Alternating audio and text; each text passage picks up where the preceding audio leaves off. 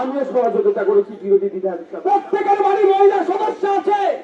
এই সমস্ত নরপিশাচদের হাত থেকে প্রত্যেকটা মানুষকে বাঁচানোর জন্য রাস্তায় নামান। আজকে আজ করে আমরা তিলোত্তম বুলেট যদি বিচারের ব্যবস্থা করতে পারি দ্রুত, আগামী দিনে যাদের মনের মধ্যে পশুবৃত্তিগুলো আছে মনেতেই কবর মনেতেই দাফন দিতে বাধ্য হবে। আজকে যদি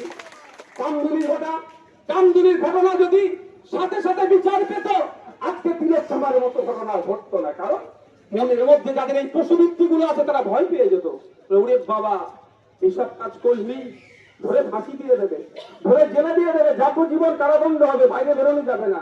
কিন্তু সেই সাহস পাচ্ছে কোথায়? ও জানে ওই নেতা কাতার কাউকে ধরে নেবো, কোনো ম্যানেজ করে নেবো, জামিন পেয়ে যাবো। এই হচ্ছে তো নাকি ভাই?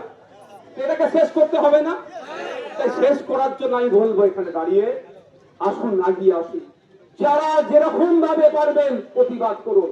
যারা সামাজিক সংগঠন করছেন তারা সামাজিক সংগঠনের মাধ্যম দিয়ে প্রতিবাদ করুন। যারা রাজনৈতিক ব্যানারে করছেন তারা তাদের মতো করুন।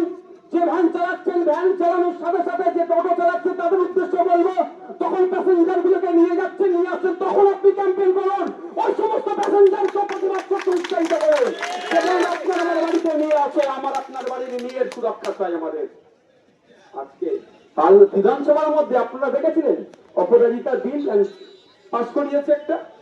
আপনারা সাধারণ মানুষ ভাববেন এই তো দিদিমণি আমাদের জন্য কত কিছু করছে। দিদিমণি আমাদের জন্য সত্যিকারে যদি ভাবতো না, আমার বাড়ির ছেলেগুলোকে 9,000 টাকার মাইনে দিয়ে বেশি খাটিয়ে নিত না, ফুল টাইমার করে দিত ট্রেনিং দিয়ে বা পরীক্ষার মাধ্যমে। আমাদের জন্য ভাবে না, উনি ওনাদের পরিবার পরিজনের জন্য ভাবে। দেখুন লবণ দেখুন আর এদের চিন্তা ভাবনা দেখুন।